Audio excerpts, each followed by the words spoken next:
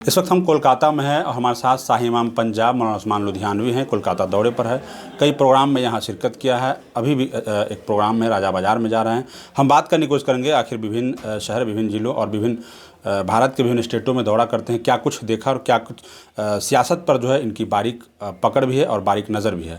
हम बात करने की कोशिश करेंगे। सबसे पहले मिलने में स्वागत है। शुक्रिया, बहुत बहुत। क्या कहना चाहते हैं आप? अलग अलग स्टेटों में जाते हैं, घूमते हैं, क्या माहौल आपको लग रहा है? बिस्मिल्लाहिर्रहमानिर्रहीम। शुरू अल्लाह के नाम से जो बड़ा मेहरबान और नहायत ही रहम करने वाला है। मुल्क के मुख्तलिफ़ हिस्सों में जब जाना होता है तो मिजाज तकरीबन लोगों का एक जैसा ही है। अगर ऑनलाइन हालात की बात करें तो बहुत ख़राब है, और अगर ग्रास रूट पे जाते हैं ऑफ़लाइन, तो जो मुसलमान हैं, हिंदू हैं, सिख हैं, ईसाई हैं, तो अभी भी 80% से ज़्यादा लोग जो हैं उनमें मोहब्बत है, रवादारी और आपस में कारोबार जो है वो एक दूसरे के साथ अच्छे तरीके से कर रहे हैं।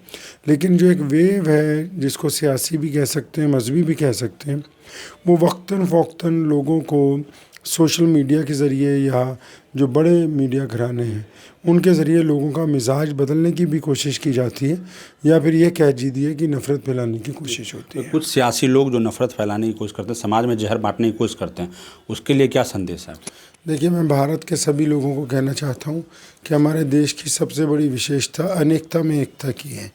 और आप ये ना समझें कि जो लोग एकता की बात कर रहे हैं वो शायद अपनी कम तादाद की वजह से कर रहे हैं या किसी कमज़ोरी की बिना पर, बल्कि एकता की बात वही लोग करते हैं जो देश में मोहब्बत चाहते हैं, भाईचारा चाहते हैं और देश की तरक्की करना चाहते हैं। तो इसलिए इस बात को ज़हन नशीन रखें कि आपका मज़हब कोई भी हो, लेकिन मुल्क के लिए आप सबको एक साथ मिलजुल के चलना ही होगा। अल्पसंख्यक समाज के जो युवा हैं वो आजकल मोबाइल में लगे हुए हैं, मोबाइल से बाहर नहीं निकलते, उनके लिए क्या संदेश है? आपसी भाईचारा को कैसे बनाएं? अगर वो माहौल ख़राब करने की कोशिश करते, बिगाड़ने की कोशिश, उसको हम कैसे बनाएं? बात यह है कि मंजिल उन्हीं को मिलती है जो चलते हैं, जो बैठे रहते हैं उनको मंजिल नहीं मिलती। तो नौजवानों को ये कहना चाहूँगा कि वो अपने अखलाकी तौर पर, समाजी तौर पर, माशी तौर पर, इन तीनों तबकों में उनको काम करना है।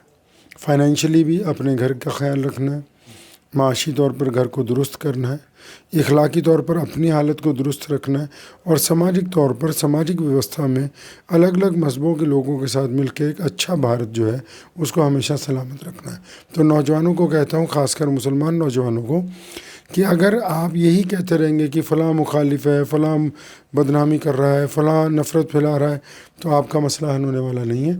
आपको ख़ुद उठ के मोहब्बत का पैगाम पहुँचाना होगा, ख़ुद उठ के अपना नज़रिया लोगों के सामने रखना होगा।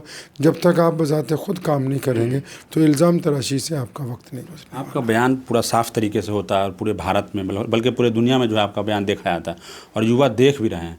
तो क्या आप संदेश देना चाहते हैं कि युवा जो है वो भारत के या चाहे देश विदेश के वो सही रास्ते पर चले, और कैसे? देखिए, नौजवानों को कहना चाहता हूँ कि नौजवान मुल्क की रीढ़ की हड्डी होते हैं, मुस्तकबिल होते हैं। तो सभी नौजवान को, चाहे वो मुसलमान है या गैर मुस्लिम है, उनको अपना नज़रिया जो है उसको बहुत अच्छा बनाना होगा। वही नज़रिया जिस नज़रिए के तहत हमने अंग्रेज़ को भारत छोड़ने पर मजबूर किया, वही नज़रिया जो आपको तरक्की की तरफ ले जाता है, वो नज़रिया जिससे आप एक दूसरे के साथ मिल के एक सुपर पावर बन सकते हैं। तो मैं सारे देश के नौजवानों को, युवा पीढ़ी को कहना चाहता हूँ कि वो सुनी सुनाई बातों पर, बिलखुसूस सोशल मीडिया के ऊपर फ़ौरन रिएक्ट ना करें, बल्कि एक सूझवान भारतीय की तरह अपनी समझ और अकल के मुताबिक देश की तरक्की के लिए, उन्नति के लिए और आपसी भाईचारे को बनाने के लिए काम करें। तमाम सियासी पार्टियों के लोग जो अल्पसंख्यक समाज के सियासत करने वाले लोग हैं उनका हिस्सेदारी कम करना चाह रहे हैं। किसी भी तरीके से हिस्सेदारी कम हो, सियासत में ना आए लोग, और आप जो है मस्जिद से सियासत करते हैं और सियासत की बात भी करते हैं, तो क्या और भी इमाम को सियासत करना चाहिए, सियासत की बात करनी चाहिए? सियासत के बगैर कोई भी समाज समर्थ नहीं हो सकता, चाहे कोई समाज हो, मुसलमान हो, गैर मुस्लिम हो। अगर सियासत में नुमाइंदगी, अब अजान की आवाज़ कितनी हो इसका फ़ैसला विधानसभा में होगा, मुतवल्ली साहब नहीं करेंगे। तो इसलिए आपको इस बात को समझ लेना चाहिए कि जो लोग ये कहते हैं कि हमें सियासत से कुछ लेना देना नहीं, वो आपकी खुदकुशी की बात कर रहे हैं। और जो ये कह रहे हैं कि बहुत सारी सियासी जमातें हों, तो वो भी आपके लिए अच्छे नहीं हैं। तो आपको इत्तेफाक के साथ मुनज़्ज़म तरीके से किसी एक सियासी जमात के साथ या ख़ुद अपना प्लेटफॉर्म बना के आगे चलना होगा, क्योंकि जब तक आप सियासत में हिस्सा नहीं लेंगे तब तक आप मौजूदा जो वक्त का इक़्तिदार है, जो हुकूमतें हैं, उनमें आपको हिस्सेदारी नहीं मिलेगी। हिस्सेदारी नहीं मिलेगी तो आप फिर अपना निज़ाम नहीं चला एक विशेष पार्टी के लोग खास कम्युनिटी को लेकर सियासत करना चाहते हैं, तो क्या लगता है आपको जो दूसरी अल्पसंख्यक समाज के लोग वो किधर जाए, कहाँ जाए? देखिए, जो अल्पसंख्यक लोग हैं तो उनको पहले तो बात ये समझनी चाहिए कि वो अल्पसंख्यक नहीं है। अगर वो इकट्ठे रहेंगे तो वो भी बहुसंख्यक ही हैं। अगर वो सबको साथ लेके चलेंगे तो वो एक अच्छी सियासी भी समाजी ताकत बन सकते हैं। उनमें ख़राबी यह है कि उनके जो छोटे छोटे लीडर हैं, जो ज़मीर फ़रोश हैं, जिनमें ज़्यादातर वो वक्त के हिसाब से अपने पैंतरे बदलते हैं।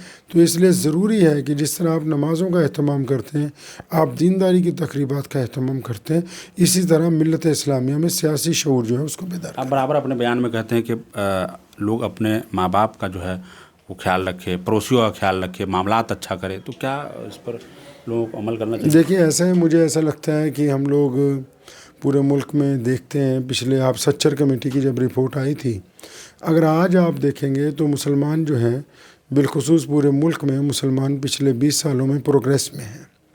ये हो सकता है कि बहुत सारे लोग शिकायत करते हों फ़िरका परस्ती की, नफ़रत की, लेकिन इन सारी बातों के दरमियान इखलाकी तौर पर और ख़ासकर शिक्षा के क्षेत्र में और माशी तौर पर फाइनेंशियली मुसलमानों ने कई सीढ़ियां जो हैं वो ऊपर अपने आप को पायदान पे लाके खड़ा किया है। तो एक अच्छे संकेत हैं कि सामाजिक व्यवस्था पहले से बेहतर हो रही है।